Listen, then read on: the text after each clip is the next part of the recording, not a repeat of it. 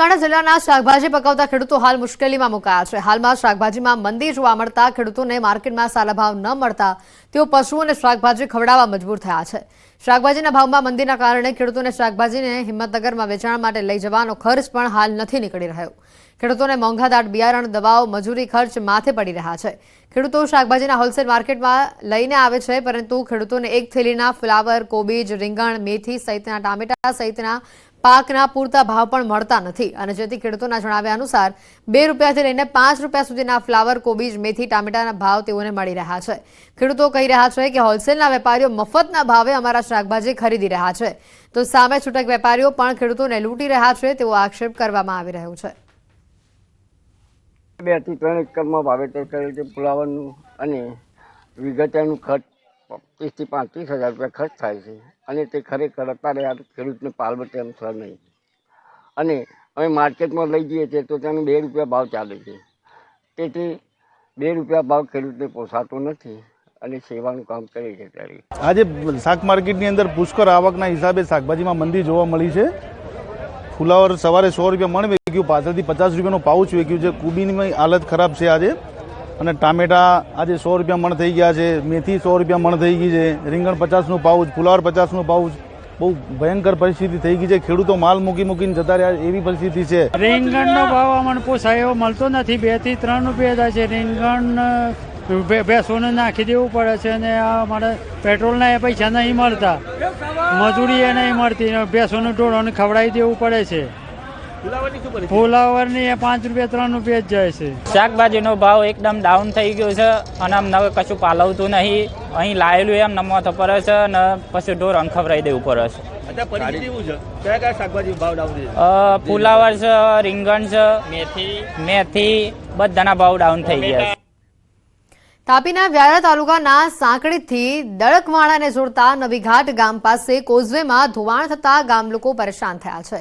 ઝાંખરી નદી પરના ચેકડેમ ઉપર વર્ષો જૂના લો લેવલ કોઝવેની બંને બાજુના એપ્રોચનું ગત ચોમાસા દરમિયાન નદીમાં ભારે પૂરના કારણે મોટા પાયે ધોવાણ થયું હતું અને જોકે ધોવાણ થયાના મહિનાઓ વીત્યા છતાં પણ તંત્ર દ્વારા ધોવાણ થયેલ એપ્રોચનું આજ દિવસ સુધી મરામત કરવામાં આવી નથી, જેથી ગામ લોકો જીવના જોખમે કોઝવે પરથી પસાર થઈ રહ્યા છે।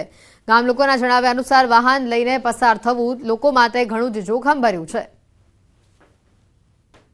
ઘણો વરસાદ આવ્યો, એમાં આ આખું ધોવાઈ ગયું અને આની અંદર અધૂરું કામ છોડીને ગયા હતા, એટલે અહીંથી બધું પાણી વધારે આવવાથી આ બધું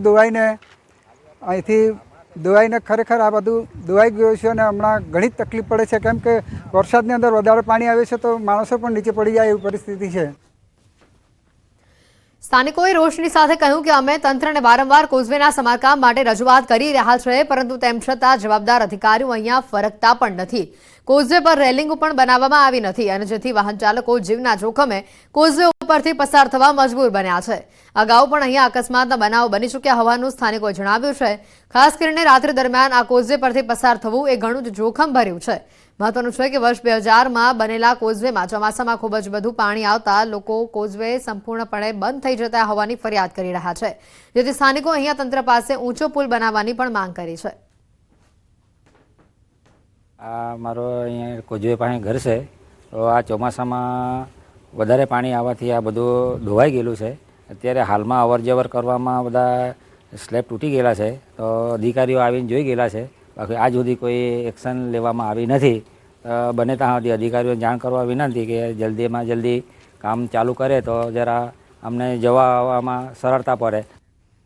મહેસાણા જિલ્લામાં ચોંકાવનારી ઘટના સામે આવી છે। વડનગરના સલાટપુરામાં એક મહિલા 30 વર્ષ કરતાં પણ વધુ વર્ષથી પુરાઈને રહેતી હતી અને જેની પીજી પોર્ટલ ઉપર અરજી કરવામાં આવી હતી। મહિલા માનસિક બીમાર હોવાની રજૂઆત બાદ તેનું રેસ્ક્યુ કરવામાં આવ્યું। સમાજ સુરક્ષા વિભાગે ઘરમાં બંધ મહિલાનું રેસ્ક્યુ કર્યું છે। મહિલાના વિદેશમાં છૂટાછેડા બાદ મહિલા ઘરમાં પુરાઈ દુનિયાથી દૂર એકલવાયુ જીવન જીવતી હતી।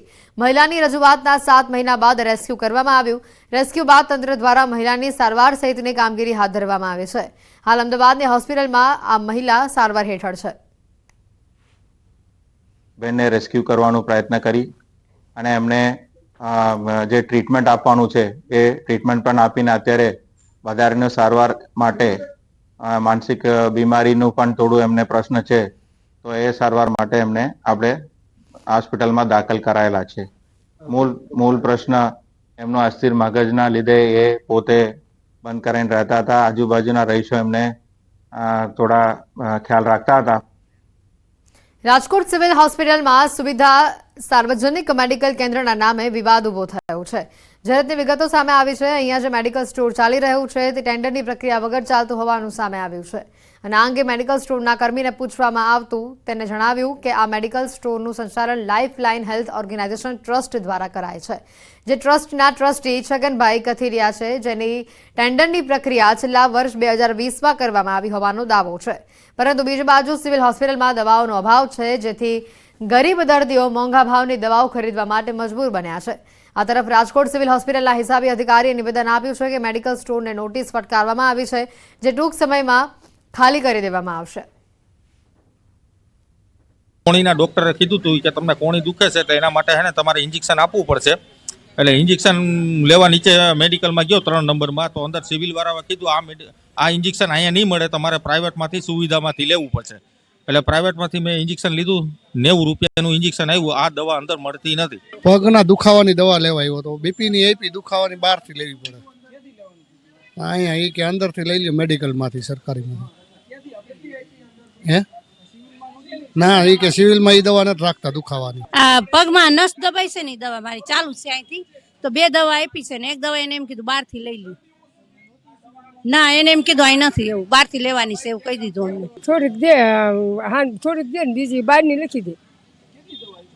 એટલે અહીંયા આપી ત્યારે મેં થોડીક લીધી, પૈસા થોડુંક પાછી દઈ દઉં, બીજું હું નકર તો 700-800 ની થાય દવા. એકચ્યુઅલી જે આ દવાઓ છે ને એ દવાઓ બધી હોવી જોઈએ, કેમ કે જે રેગ્યુલર જે રિક્વાયરમેન્ટ વાળી દવા કે હેલ્થ મિનિસ્ટર શ્રીના ધ્યાનમાં આવતા અમને એમની સૂચના મળેલી છે કે ભાઈ આ મેડિકલ સ્ટોર છે એમને ખાલી કરાવો. એટલે અમે એ મેડિકલ સ્ટોરને નોટિસ પાઠવી દીધેલી છે અને એ ટૂંક સમયની અંદર મેડિકલ સ્ટોર ખાલી થઈ જશે અને અમે એને જનઔષધિ, પ્રધાનમંત્રી જનઔષધિ સ્ટોરને સોંપી દઈશું. સંકલનનો કોઈ સવાલ જ નથી, કેમ કે હવે જે કંઈ પ્રોસિજર છે આખી ઓનલાઈન છે.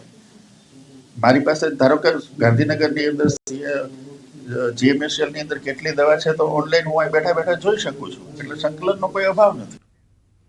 વડોદરામાં પ્રધાનમંત્રી આવાસ યોજનાના મકાનો ભાડે અપાયાની ફરિયાદ બાદ વુડાની ટીમે રેડ પાડી. બંધ મકાનો જોઈ વુડાની ટીમે ઉતાવળે કાચું કાપ્યું.